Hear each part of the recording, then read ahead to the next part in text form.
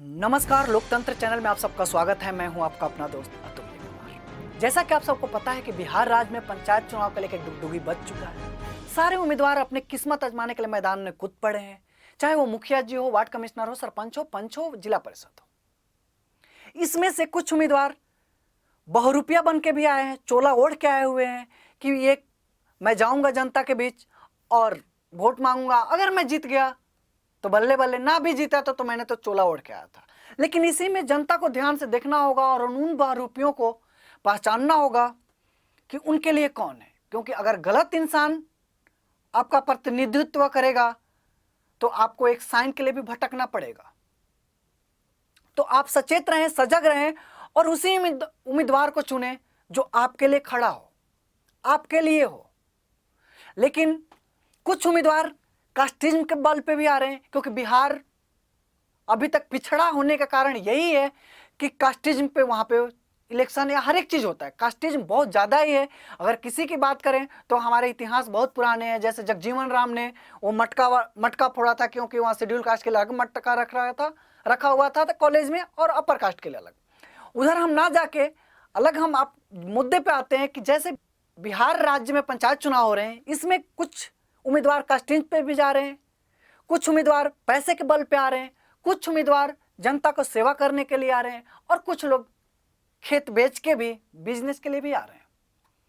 क्योंकि राजनीति से अच्छा कोई बिजनेस है ही नहीं।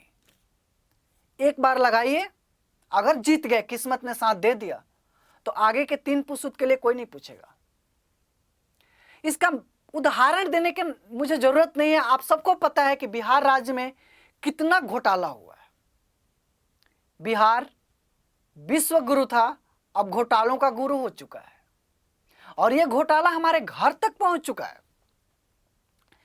ये घर तक मैं इसलिए कह रहा हूं कि बिहार सरकार के इस पंचायती चुनाव में 2021 वाले पंचायत राज्य चुनाव में 2 ऐसे पद हैं जिस पे उम्मीदवारों की भारी भीड़ हो रही है।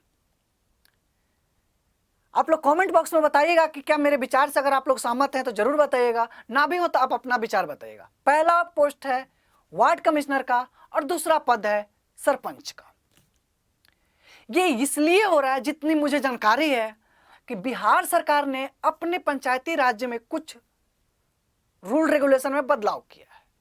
सरपंच का पावर थोड़ा बढ़ा दिया है और वार्ड कमिश्नर का भी पावर थोड़ा बढ़ा दिया है और इन्वॉल्वमेंट ज्यादा कर दी है।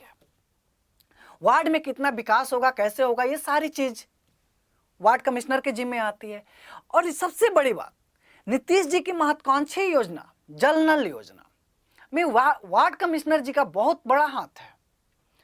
इनके बदौलत ही ये योजना सफल हो सकता है और इनके बदौलत ही योजना बंद भी हो सकता है।